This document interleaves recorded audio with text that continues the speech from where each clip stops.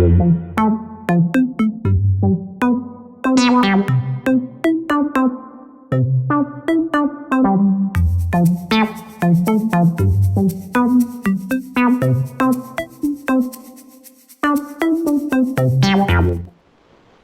everyone.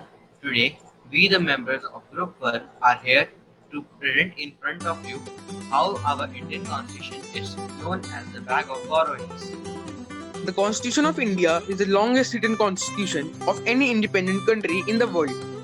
However, the Indian Constitution is known as a bag of borrowings for its varied source of many features.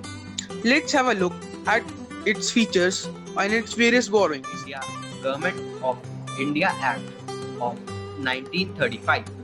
First, Federal Scheme. Second, Office of Governor. Third, Judiciary.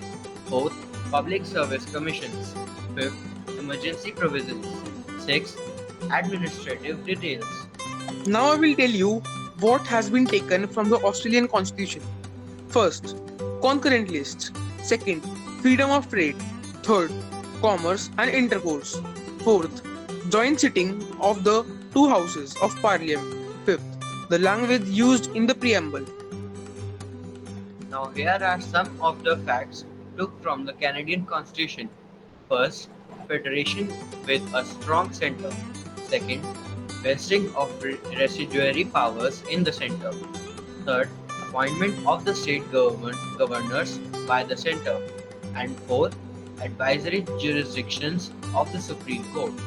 The features taken in the Indian Constitution, the British Constitution are: first, parliamentary government; second, nominal head or president, who will perform like the Queen; third, post of Prime Minister; fifth, single citizenship; sixth, lower house more powerful; seventh, cabinet system; eighth, prerogative writs; eighth, parliamentary privileges; ninth, bicameral parliament; 10th, Speaker of Lok Sabha; 11th, rule of law; 12th, legislative procedures. Now here are some of the facts took from French Constitution.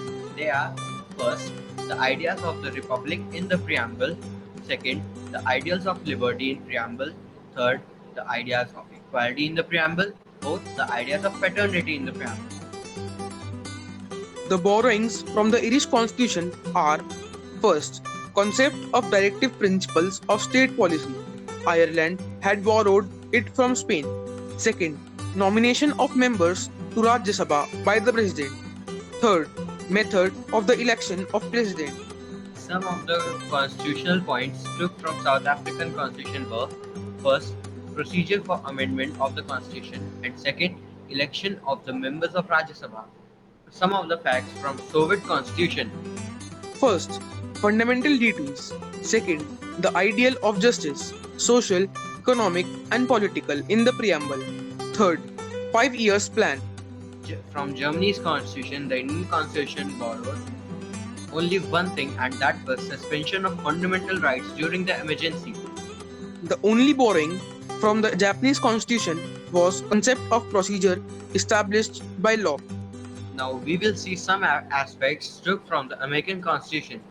First, written constitution. Second, impeachment of the president. Third, Supreme Court. Fourth, removal of Supreme Court and higher court judges. Fifth, provision of states. Sixth, function of president and vice president. Seventh, fundamental rights. Eighth, judicial review.